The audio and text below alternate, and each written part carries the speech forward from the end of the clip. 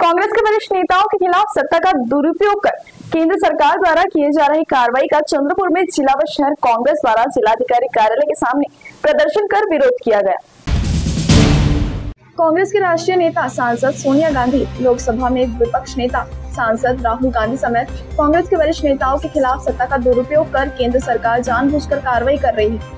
मोदी सरकार का यह निर्णय लोकतांत्रिक परंपराओं के लिए खतरनाक है। लोकसभा में प्रमुख विपक्षी दल की भूमिका निभाने वाले इनके खिलाफ धूर्तपूर्ण कार्रवाई करके आम लोगों की आवाज को दबाने का षड्यंत्र है। इसके खिलाफ भारतीय राष्ट्रीय कांग्रेस दल के आदेश पर चंद्रपुर में चंद्रपुर जिला व शहर कांग्रेस द्वारा जिलाधिकारी कार्यालय के सामने प्रदर्शन कर विरोध किया गया। इस अवसर पर जिलाधिकारी के माध्यम से भारत के महामहिम राष्ट्रपति द्रौपदी मुर्मू को निवेदन दिया गया। आंदोलन में ग्रामीण युवक कांग्रेस ने निषेध व्यक्त करते हुए मोदी सरकार विरोध में फलक दिखाए।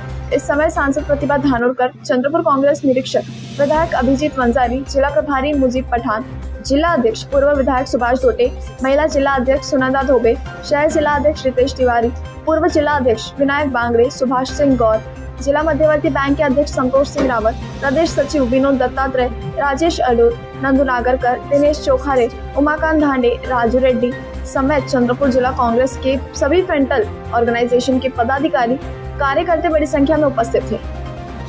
आपण बघितलं असेल की भारत देश हा खऱ्या अर्थानं लोकशाहीवर चालणारा देश म्हणून आहे आणि आमच्या मॅडम खासदार आदरणीय सोनियाजी गांधी आणि आमचे विरोधी पक्षनेते लोकसभेचे आदरणीय राहुलजी गांधी यांना जो ईडीचा समन्स या ठिकाणी दिला आहे त्याच्या विरोधात हे सगळं आजचं आंदोलन आम्ही या ठिकाणी जिल्हा काँग्रेसच्या माध्यमातून आयोजित केलं होतं।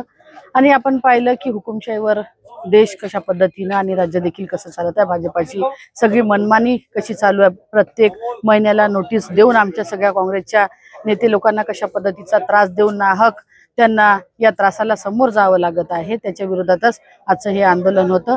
आणि खऱ्या अर्थानं जर का तुम्हाला जेलमध्ये टाकायचं असेल तर भाजपातले अनेक भ्रष्टाचारी नेते आहे, अनेक भ्रष्टाचारी लोक पदाधिकारी आहे की जे खुलेआम सांडासारखे सगळीकडे फिरत आहे, मात्र त्यांच्यावर कुठल्याही पद्धतीची कारवाई या ठिकाणी होत नाही आणि जे निरपराध लोक आहे त्यांच्यावर चुकीच्या नोटिसा देऊन त्यांच्यावरती कारवाया केल्या जात आहे। म्हणजे आज या देशात खऱ्या अर्थानं लोकशाही जिवंत आहे का याचा प्रश्न देखील जनमानसाला पडला।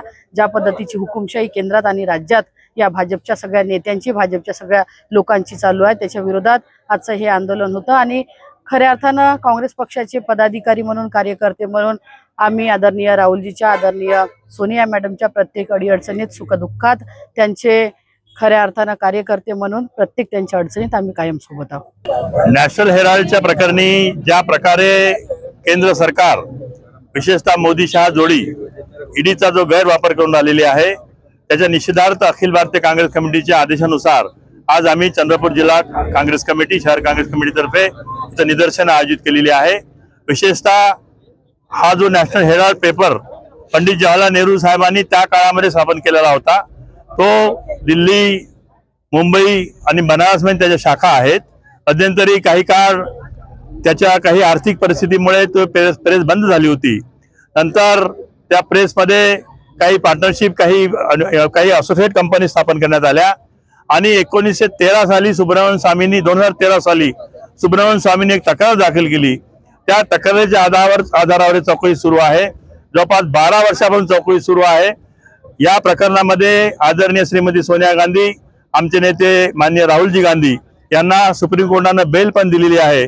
तरी सुद्धा कुठेतरी प्रकरण देशाला वेगळ्या दिशेने घेऊन जायचं, दिशाभूल करण्याचं म्हणून काहीतरी वेगळं कटकारस्थान करून आमच्या नेत्या श्रीमती सोनिया गांधी, आमचे नेते राहुल गांधी यांच्यावर कुठेतरी पुन्हा ईडीचा मार कसा बसेल, ईडीमुळे कसे घाबरतील, परंतु या देशातील काँग्रेसचे कार्यकर्ते ह्या कोणत्याही परिस्थितीत घाबरणार नाही। आम्हाला वेळ आली तर रस्त्यावर उतरू, जेल भरू, परंतु आमच्या नेत्या सोनिया गांधी असो का राहुल गांधी असो यांच्या पाठीमागे आम्ही सतत उभे राहू अशी या प्रसंगी आम्ही ग्वाही देतो।